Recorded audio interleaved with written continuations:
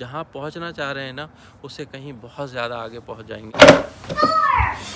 यहाँ क्या चल रहा है? गाजर का हलवा बनाने की तैयारी हो रही है। अच्छा अच्छा अच्छा, ये ऑर्गेनिक गाजर हम फार्म से लेकर आए हैं। हाँ हाँ। अच्छा। गाजर का रायता बहुत अच्छा लगता है। तो भाई यहाँ पर अभी हमारे यहाँ गाजर जो है वो बोलने के लिए इन्होंने चढ़ा दी है। तो हमारा प्लान ये था कि हम क्वेश्चन आंसर सेशन करेंगे, बट मैंने बीच में आके देखा तो ये अपने गाजर उबालने में लगी हुई थी, इसलिए मैंने इनसे पूछा कि यहाँ क्या चल रहा है। सो एक्चुअली इनको थोड़ा सा वही मल्टीटास्किंग करने की आदत है कि अगर एक चीज़ चल रही है तो दूसरी चीज़ बैकग्राउंड में भी चलते रहनी चाहिए। सो जिससे कि आप टाइम बचा लेते हो और उतने ही टाइम में आप ज़्यादा काम कर पाते हो। तो अब शुरू करें भाई क्वेश्चन आंसर सेशन। तुम्हारा हो गया? चलो आ जाओ बाहर। हेलो फ्रेंड्स, कैसे हैं आप सब लोग? तो आप क्वेश्चन आंसर सेशन जो है शुरू कर देते हैं बिना किसी डिले के, क्योंकि आप लोगों के बहुत सारे सवाल आए हुए हैं और बहुत सारों के सवाल के जवाब देने में थोड़ा सा वक्त तो लगेगा। तो चलो कोई टाइम वेस्ट न करते हुए यार स्टार्ट करते हैं। पूछो भाई। तो आज का पहला सवाल है विजिटर वीजा को लेकर। हाँ हाँ। एक सवाल ये आया है कि अगर कोई यूएसए विजिट के लिए आता है विजिटर वीजा पर, and if she is pregnant that time, उनका जो बच्चा है वो यूएस में बोर्न होता है जब वो विजिटर वीजा पर है, तो उस बच्चे को क्या यूएस की सिटीजनशिप मिल सकती है? जी, उसको यूएस की सिटीजनशिप ही मिलेगी। तो यहाँ का ऐसा रूल है कि आप विजिटर वीज़ा पर हैं या आप वर्क वीज़ा पर हैं, किसी भी वीज़ा पर हैं और आपका बच्चा यहाँ पर बॉर्न होता है तो वो यूएस सिटीज़न होता है। लेकिन उसका मतलब ये नहीं है कि उसकी सिटीजनशिप से आपके वीज़ा स्टेटस पे कोई भी फ़र्क पड़ेगा। सो अगर आप विजिटर वीज़ा के लिए यहाँ पर हैं, बच्चा यहाँ बॉर्न होता है, बच्चा यूएस सिटीज़न होगा, लेकिन आपको अपने वीज़ा की ड्यूरेशन के बाद अपने कंट्री वापस जाना होगा अपने बच्चे को लेकर। सो बच्चा जो है वो कभी भी अपने जब वो एडल्ट होगा तो वो यहाँ पर आ सकता है वापस एज ए यूएस सिटीज़न। सो उसमें कोई दिक्कत नहीं है। तो अमेरिका में जो सिटीजनशिप है वो बाय बर्थ है। बाय बर्थ है एक्चुअली। सो अगर यहाँ पैदा होते हैं तो यहीं के सिटीज़न होंगे, एंड बाय चॉइस आप छोड़ सकते हैं। दूसरा सवाल ये है कि क्या विजिटर वीजा पर कोई आया है तो क्या वो विजिटर वीजा को वर्क वीजा में कन्वर्ट कर सकते हैं? Means B1 visa to H1B visa, is it possible? तो देखिए, पहला बात तो ये है कि कोई कन्वर्जन नहीं होता है वीज़ा का। एक वीज़ा से दूसरे वीज़ा में कन्वर्जन ऐसे नहीं होता है। ये स्टेटस चेंज होता है कि वो टोटली दूसरा वीज़ा ही होता है कि आप एक वीज़ा से दूसरे वीज़ा में जब ट्रांजिशन होता है तो that is a completely different visa. अच्छा, B1 B2 से अगर वर्क वीज़ा हो सकता है कि आप वर्क वीज़ा भी जा सकते हैं कि नहीं, उसका आंसर है यस। ऑन पेपर ये पॉसिबल है, लेकिन प्रैक्टिकली मैं आपको बताऊं कि मुझे पॉसिबल इसलिए नहीं लगता है क्योंकि ये एक बहुत ही कॉम्प्लेक्स प्रोसेस है, लंबा प्रोसेस होता है। आप यहाँ आए, सर्टेन टाइम के लिए आते हो, ज़्यादा से ज़्यादा 6 महीने के लिए, उसमें आपको जॉब ढूंढना है, उसके जॉब ऑफ़र होगा, उसके बाद बहुत लंबा पेपर वर्क है, HR पेपर तैयार करेगा, USCIS को पिटीशन फाइल होगा। सो इस सब में इतना वक्त लग जाएगा कि आपको इंडिया रिटर्न करना पड़ेगा, और इंडिया से आप जब USA में अगेन आओगे तो आपको जो स्टैंपिंग है वो पासपोर्ट पे बिना स्टैंपिंग कराए आप वर्क वीज़ा के नहीं आ सकते हैं यहाँ पर। सो ऑन पेपर हाँ है, लेकिन प्रैक्टिकली मुझे बहुत ही कम चांसेस लगते हैं।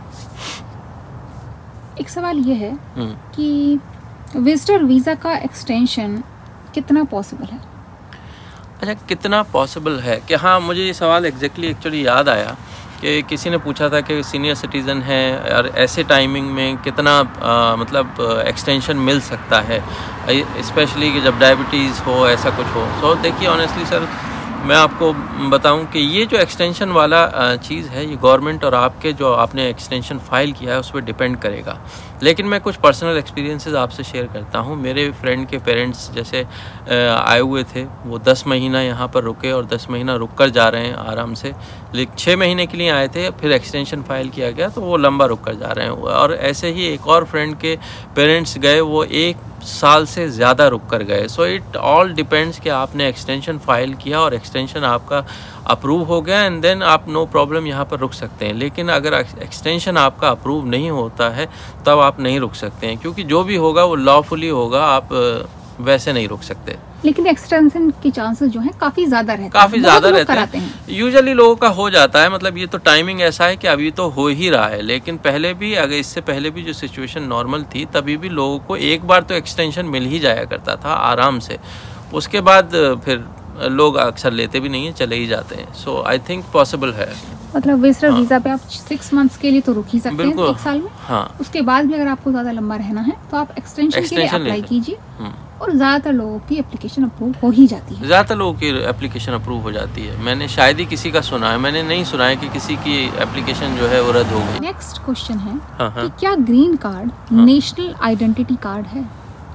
तो देखिए, ग्रीन कार्ड जो है वो यहाँ पर लॉफुली परमानेंट रेजिडेंट की जो है कहिए परमिशन है कि आप रह सकते हैं, काम कर सकते हैं। ऑब्वियसली कई जगह आपसे एज ए आइडेंटिटी मांगा भी जाता है, लेकिन यूजुअली जो है वो आइडेंटिटी कार्ड नहीं है। आइडेंटिटी कार्ड के लिए लोग यहाँ पर जो है ड्राइवर्स लाइसेंस यूज़ करते हैं। अगर ड्राइवर्स लाइसेंस किसी के पास नहीं है तो यहाँ पर जहाँ से ड्राइवर्स लाइसेंस मिलता है वहीं पर जाके आप एक आइडेंटिटी कार्ड बनवा सकते हैं। एंड जो फॉरेनर्स होते हैं वो भी आइडेंटिटी कार्ड बनवा सकते हैं, जैसे कि जो लोग वर्क वीज़ा पर आते हैं, और वो नहीं तो फिर पासपोर्ट जो है वो एज ए आइडेंटिटी कार्ड काम करता है।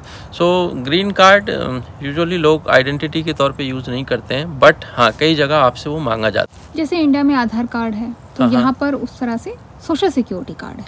हाँ, यहाँ पर सोशल सिक्योरिटी कार्ड है, वो ऑलमोस्ट आपको हर जगह, हर कहीं पर भी आप कुछ भी काम करते हैं सरकारी या फिर जहाँ पर भी ज़्यादा आप कहें सिक्योरिटी वाला मामला है, वहाँ पर डेफिनेटली आपको अपना सोशल सिक्योरिटी नंबर जो है वहाँ पर देना पड़ता है। उससे आपकी ये सारी इन्फॉर्मेशन पुल कर सकते हैं आपने जो भी कुछ यहाँ पर किया है। नेक्स्ट क्वेश्चन है कि क्या अगर किसी ने यहाँ से मास्टर्स किया है तो क्या मास्टर्स करते हुए ही ग्रीन कार्ड पॉसिबल है मिलना? तो देखिए, अब तक जो देखा है उसमें तो अगर ख़ासकर आप India, if you are from India and China, it is not possible, जो अब तक मैंने देखता हुआ आया हूँ। क्योंकि इंडियन एंड चाइनीज़ के लिए स्पेशली आपकी जो प्रोफाइल है वो इतनी स्ट्रांग होनी चाहिए, specially when you are filing green card in EP1 category. तो उसमें तो बिल्कुल भी पॉसिबल नहीं है। नए गवर्नमेंट जो अभी आने वाली है उसने कुछ उनके ऐसे प्लान्स हैं कि जो इस तरह के प्लान्स रख रहे हैं कि हो सकता है कि मास्टर्स करने के बाद भी लोगों को जो ग्रीन कार्ड के चांसेस हैं वो इंक्रीज़ हो जाएंगे। बट अब ये कितना पॉसिबल हो पाएगा ये तो जब गवर्नमेंट आ जाएगी, जब नए रूल्स आएंगे उनके, तब भी पता चलेगा। But so far what I have seen, it is not possible. अगर आप if you are from some other country other than India and China, it may be possible, क्योंकि उनके लिए इंडियन एंड चाइनीज़ से कहीं ज़्यादा आसान होता है ग्रीन कार्ड का जो अप्रूवल है। So for Indians and Chinese no. आसान इसलिए होता है क्योंकि वहाँ वेट लिस्ट नहीं है EB2 कैटेगरी में। एग्जैक्टली, क्योंकि सर्टेन नंबर ही ग्रीन कार्ड जो है हर कंट्री के लिए अलाउड है।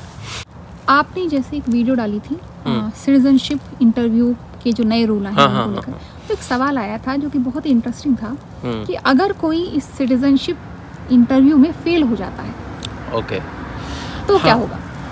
सो हाँ, उसमें ये होता है कि जो आपने अपनी एप्लीकेशन डाली है उस पर USCIS आपको 2 चांस देता है कि अगर आपका फर्स्ट चांस में अगर इंटरव्यू कोई फेल कर जाता है तो उसके कई हफ्ते बाद USCIS जो है उसको अनदर चांस देता है इंटरव्यू के लिए। और लेकिन अगर वो सेकंड इंटरव्यू भी अगर कोई फेल कर गया तो फिर वो एप्लीकेशन वहाँ पर रद्द हो जाती है। फिर उसके बाद वो उनका जो नेचुरलाइजेशन का प्रोसेस है वहीं स्टॉप कर दिया जाएगा। वो फिर US सिटीज़न उस एप्लीकेशन पर नहीं बन सकते हैं। मतलब नई एप्लीकेशन डाल सकते हैं? यस, नई एप्लीकेशन डाल सकते हैं और फिर अगेन उसका अपना अलग प्रोसेस होगा। नेक्स्ट क्वेश्चन बच्चों की स्कूलिंग को लेकर है कि जो लोग वीज़ा पर होते हैं क्या उनके बच्चों के लिए भी स्कूल फ्री होते हैं यहाँ पर? यस, जो पब्लिक स्कूल हैं, गवर्नमेंट स्कूल हैं, वो सब के लिए यहाँ पर फ्री हैं, चाहे आप वीज़ा पे काम कर रहे हों और ऑब्वियसली सिटीज़न हैं तो उनके बच्चों के लिए तो फ्री होते हैं। एंड ऑब्वियसली जब आप वीज़ा पर होते हैं तो मैंने तो यही देखा है कि ज़्यादातर लोगों के बच्चे जो हैं वो पब्लिक स्कूल में ही जाते हैं, क्योंकि प्राइवेट स्कूल्स यहाँ पर बहुत ज़्यादा महंगे हैं, बहुत ही ज़्यादा महंगे हैं। सो जॉब पर वो कर पाना लोगों के लिए बड़ा मुश्किल होता है, स्पेशली जब वर्क वीज़ा पर होते हैं हम लोग यहाँ पर। एंड अच्छी बात यह है कि जो पब्लिक स्कूल्स हैं वो बहुत ही अच्छी क्वालिटी के होते हैं। एंड स्पेशली कुछ सर्टेन जिप कोड्स होते हैं जिसमें कि पब्लिक स्कूल बहुत ज़्यादा अच्छे होते हैं। सो मोस्टली इंडियंस जो हैं ये कोशिश करते हैं कि वो अच्छे जिप कोड वाले स्कूल में ही रहें, स्कूल जोन में ही रहें, ताकि उनके बच्चे बहुत अच्छे पब्लिक स्कूल में जाएं। एक क्वेश्चन ये है कि एक महीने का खर्चा कितना आता है? सो एक महीने के खर्चे के लिए एक्चुअली देखिए, मैंने एक बहुत डिटेल में वीडियो डाला है, अगर आप चाहें तो देखिएगा उसको जाकर मेरे ही चैनल पर। बट मैं इसमें आपको बताता हूँ कि ये बहुत सारे फैक्टर्स हैं जिन पे डिपेंड करेगा कि कितना खर्चा आता है। मान लीजिए आप सिंगल आदमी हैं, सिंगल पर्सन हैं, सो यहाँ पर जब आप रहते हैं सो सिटी टू सिटी वेरी करेगा। अगर बाल्टीमोर में अगर आप हैं, मान लीजिए मैरीलैंड में हैं, तो वो आपका अगर आप शेयरिंग किसी के साथ करके रह रहे हैं सो $800-900 पर मंथ से लेकर, मैं आपको सभी चीज़ बोल रहा हूँ इसमें कि जो शेयरिंग कर रहे हैं अगर, क्योंकि वो मेजर खर्चा है जो आप रहते हैं। तो अगर आप किसी के साथ शेयर कर रहे हैं तो आपका वो ऑब्वियसली बहुत कम हो जाता है, और रहने का और जो खाने पीने का और बाकी खर्चा है वो भी $400-500 में हो जाएगा। सो 800 से $1000 में यहाँ आप रह सकते हैं। अब आप किसी बड़े शहर की बात करें, न्यूयॉर्क, सैन फ्रांसिस्को वगैरह, सो यही जो है $1000 $5000 हो सकता है। सो इट डिपेंड्स कि आप किस सिटी में हैं, आपका स्टाइल कैसा है। अगर आप मिनिमम उसमें काम चला सकते हैं अपने, तो फिर बहुत पैसे बचा लेंगे। लेकिन अगर आप एक ये है कि स्टेटस मेंटेन करना है, आपको अपना एक सर्टेन लाइफ स्टाइल मेंटेन करनी है, तो फिर वो आपके स्टाइल पर है कि आप किस तरह का स्टाइल अपना रखते हैं, तो वैसा ही खर्चा होगा। तो आई होप कि आज हमने काफ़ी कुछ, बहुत सारे जो काफ़ी अच्छा खासा कवर कर दिया, जिसमें कि हमने विजिटर वीज़ा, ग्रीन कार्ड वगैरह सब कुछ कवर किया। एंड दोस्तों, आप लोगों से यही कहना चाहूँगा यार कि आप लोग चाहें कहीं पर भी रह रहे हों, इंडिया में रहते हों या यूएस में रहते हों या दुनिया के और भी किसी हिस्से में, doesn't matter where you are living, so अपने टाइम को ज़्यादा से ज़्यादा यूज़फुल बनाने की कोशिश करिए, अच्छे से अच्छी चीज़ें करने की कोशिश कीजिए, टाइम वेस्ट मत कीजिए अपना। And specially I am saying this for youngsters, जो लोग अभी आगे बढ़ रहे हैं लाइफ में। सो अपनी लाइफ को try to plan it very well. अगर आप प्लान करेंगे अच्छे से तो हो सकता है कि आप जहां पहुंचना चाह रहे हैं ना, उससे कहीं बहुत ज़्यादा आगे पहुंच जाएंगे। एंड आई होप कि आपको जो आज का सेशन है, क्वेश्चन आंसर सेशन, वो अच्छा लगा हो और हेल्पफुल रहे। अच्छा लगा हो तो इसको लाइक करना, अपने दोस्तों के साथ शेयर कर लेना एंड चैनल को सब्सक्राइब कर लेना। Thank you so much for watching this video.